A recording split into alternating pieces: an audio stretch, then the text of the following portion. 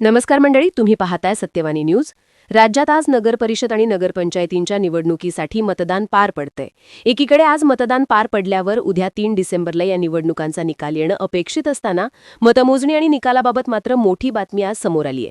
सगळ्याच नगर परिषद आणि नगरपंचायतींच्या निवडणुकांचा निकाल आता 3 डिसेंबरऐवजी 21 डिसेंबरला लागणार आहे आणि निवडणुकीच्या मतदानाच्या दिवशी कोर्टानं हा निकाल दिल्यानं सत्ताधारी आणि विरोधकांना सुद्धा मोठा धक्का मानला जातोय. हायकोर्टाच्या नागपूर खंडपीठानं हा निर्णय दिल्यानंतर अगदी मुख्यमंत्री देवेंद्र फडणवीस ते विरोधी पक्षातले नेते ते उमेदवार आणि मतदारांपर्यंत अनेकांनी नाराजी व्यक्त केली आहे. पण सगळा कार्यक्रम ठरलेला असताना मतदानाच्या दिवशी निकालाची तारीख अचानक का बदलली? 2 तारखेला मतदान आणि 21 डिसेंबरला निकाल असल्यामुळे नेमकं काय बदलणार आहे? प्रशासनावरती लोड नेमका किती वाढणार आहे? आणि सगळ्यात महत्त्वाचं म्हणजे आधी निवडणुका आणि नंतर निकाल पुढे गेल्यानं या सगळ्यात चूक नक्की कोणाची? समजून घेऊयात आजच्या व्हिडिओतनं. जवळपास 7 वर्षांपासून राज्यभरात स्थानिक स्वराज्य संस्थांच्या निवडणुका या प्रलंबित होत्या. ओबीसी आरक्षणाचा गुंता सुटत नसल्यानं तारीख पे तारीख पडत होती. अखेर स्थानिक स्वराज्य संस्थांच्या निवडणुका घेण्याचा राज्य सरकारचा मार्ग मोकळा झाला. पहिल्या टप्प्यात नगर परिषद आणि नगरपंचायतींच्या निवडणुका लागल्या आणि त्यानंतर दुसऱ्या किंवा तिसऱ्या टप्प्यात जिल्हा परिषद, पंचायत समिती आणि महानगरपालिकांच्या निवडणुका होतील हे स्पष्ट झालं. पण निवडणूक आयोगानं महाराष्ट्रात स्थानिक स्वराज्य संस्थांच्या निवडणुका जाहीर केल्यापासूनच अगदी मतदार यादीपासून ते प्रभागात दिलेल्या आरक्षणापर्यंत अनेक प्रकारचे घोळ समोर यायला लागले. त्याविषयी सातत्यानं तक्रारी केल्या जात होत्या. त्यामुळे मुंबई उच्च न्यायालयासह औरंगाबाद खंडपीठाकडे वेगवेगळ्या याचिका या दाखल करण्यात आल्या होत्या. निवडणूक प्रक्रियेतला हा सगळा घोळ समोर आल्यानंतर राज्यातल्या 22 नगर परिषदांच्या अध्यक्षपदांच्या निवडणुका यापुढे ढकलण्यात आल्या. 17(ब)(1) तरतुदीनुसार उमेदवारानं कोर्टात अपील केल्यानंतर उमेदवाराला अर्ज मागे घेण्यासाठी ठराविक वेळ देणं गरजेचं आहे. अन्यथा संपूर्ण निवडणुकीवरती परिणाम झाला असता आणि निवडणुका स्थगित कराव्या लागल्या असत्या. त्यामुळे ठराविक निवडणुका यापुढे ढकलण्याची माहिती निवडणूक आयोगानं त्यावेळी दिली होती. आता अचानक काही ठिकाणच्या निवडणुका पुढे गेल्यानं गेल्या 2 आठवड्यांपासून जिथे प्रचाराचा धूळ उडत होता तिथे कार्यकर्ते आणि उमेदवारांच्या उत्साहावरती पाणी फिरलं गेल्याचं पाहायला मिळालं. पण जिथे जिथे निवडणुका पुढे ढकलण्यात आल्या तिथला कार्यक्रम सुद्धा जाहीर करण्यात आला. त्यानुसार जिथे निवडणुका पुढे ढकलण्यात आल्या तिथे 20 डिसेंबरला मतदान होईल आणि 21 डिसेंबरला मतमोजणी आणि निकाल लागेल असा निर्णय घोषित करण्यात आला होता.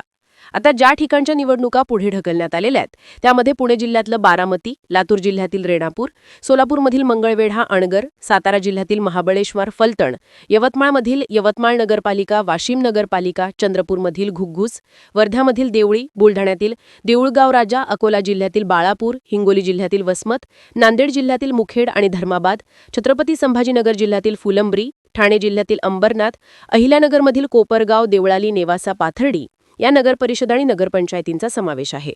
यासोबतच दुसरीकडे मराठवाड्यातील 8 जिल्ह्यांमधील 17 पालिकांच्या कार्यक्षेत्रातल्या 38 प्रभागांची निवडणूक लांबणीवर पडली.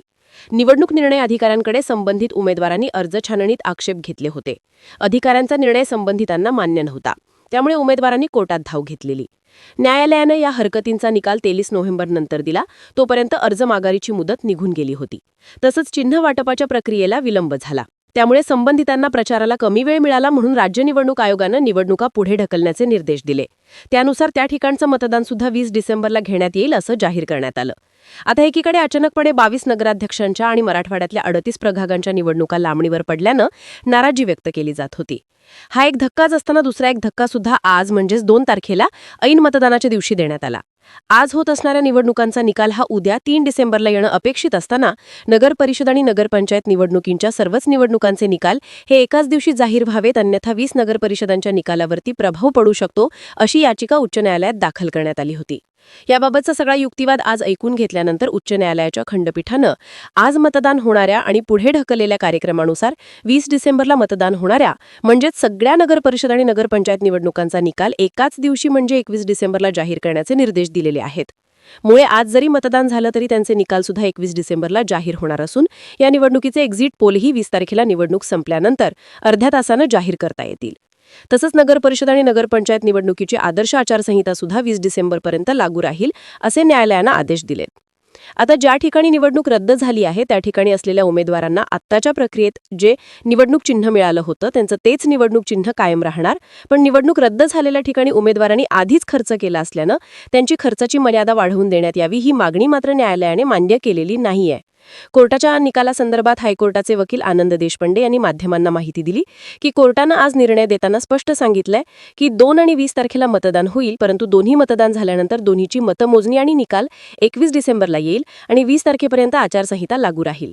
एका मतदानाचा दुसऱ्या मतदानावरती प्रभाव पडू नये त्यासाठी हा आधार कोर्टानं दिलाय.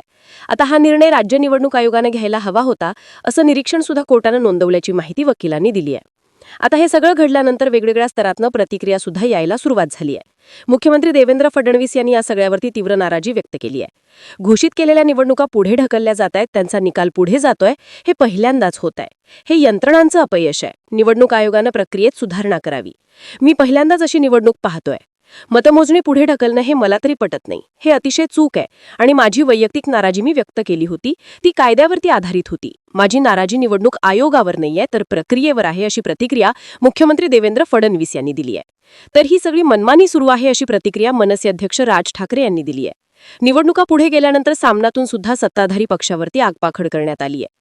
दुसरीकडे आता विरोधकांना पराभवाचं नवं कारण सापडले आहे. त्यांनी हवं तर पेट्यांच्या गोदामाला त्यांचं कुलूप लावावं अशी प्रतिक्रिया भाजपचे मंत्री गिरीश महाजन यांनी दिली आहे. नगर परिषद आणि नगरपंचायतींच्या निवडणुकांचा निकाल तब्बल 19 दिवस पुढे गेल्यानं आता प्रशासनावरती सुद्धा त्याचं प्रेशर येणार आहे असं म्हटलं जातंय.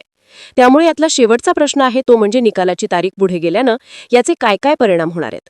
तर निकाल जवळपास 19 दिवस पुढे गेल्यानं प्रशासनाला ईव्हीएम सुरक्षित ठेवण्यासाठीचे स्ट्रॉंग रूम्स आणि मतमोजणी केंद्र 21 डिसेंबरपर्यंत राखीव ठेवावी लागणार आहेत.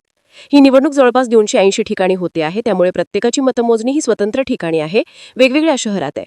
त्यामुळे जवळपास 280 पेक्षा जास्त मतमोजणी केंद्र आणि स्ट्रॉंग रूम्स या राखीव ठेवाव्या लागतील. याशिवाय सगळ्या स्ट्रॉंग रूममध्ये तेवढे दिवस ईव्हीएम सुरक्षित ठेवण्यासाठी पोलीस बंदोबस्त ठेवावा लागणार आहे. स्ट्रॉंग रूममध्ये ईव्हीएम असताना निवडणूक निर्णय अधिकारी तसेच निवडणूक प्रक्रियेतल्या कर्मचाऱ्यांना दररोज स्ट्रॉंग रूममध्ये जाऊन पाहणी करावी लागणार आहे आणि स्वाक्षरी सुद्धा बंधनकारक असणार आहे. आता ही प्रक्रिया 21 डिसेंबरपर्यंत रोज पार पाडावी लागेल. खरं तर विधानसभेला साधारणपणे 288 ठिकाणी मतमोजणी असते. जवळपास आता तेवढीच मतमोजणीची ठिकाणं नगर परिषद आणि नगरपंचायतींच्या निवडणुकीत आहेत. पण लक्षात घेण्यासारखी गोष्ट म्हणजे विधानसभेची मतमोजणी ही वोटिंग नंतर लगेचच 1 किंवा 2 दिवसात होते. पण आता नगर परिषद आणि नगरपंचायतीची मतमोजणी आणि निकाल 19 दिवस पुढे गेल्यानं विधानसभा निवडणूक सुमारे 3 आठवडे सांभाळावी लागेल. अशा पद्धतीचं प्रशासन आणि पोलीस यंत्रणाही कामाला लागणार आहे. थोडक्यात काय तर एकीकडे काही ठिकाणच्या निवडणुका आधीच पुढे गेलेल्या असल्यानं निवडणूक यंत्रणा, निवडणूक आयोग आणि सत्ताधारी महायुती सरकारवर टीकेची झोड उठवली जात होती. त्यात आज होत असणाऱ्या निवडणुकांचा निकाल थेट 19 दिवसांनी पुढे गेल्यानं वातावरण आणखीनच तापल्याचं पाहायला मिळतंय. एकीकडे सत्ताधारी महायुती सरकारचे नेते याचं खापर निवडणूक आयोगावर फोडताना दिसतायत, तर विरोधी पक्षाचे नेते यासाठी महायुतीला आणि भाजपला टार्गेट करताना दिसतायत. तुम्हाला काय वाटतं? निवडणुकांचा निकाल नेमका का पुढे गेला असेल? यासाठी जबाबदार नेमकं कोण? चूक नेमकी कोणाची? याबद्दलची तुमची मतं आम्हाला कॉमेंट बॉक्समध्ये लिहून नक्की कळवा आणि अशाच माहितीपूर्ण व्हिडिओसाठी सत्यवाणी न्यूज चॅनलला सबस्क्राईब करा.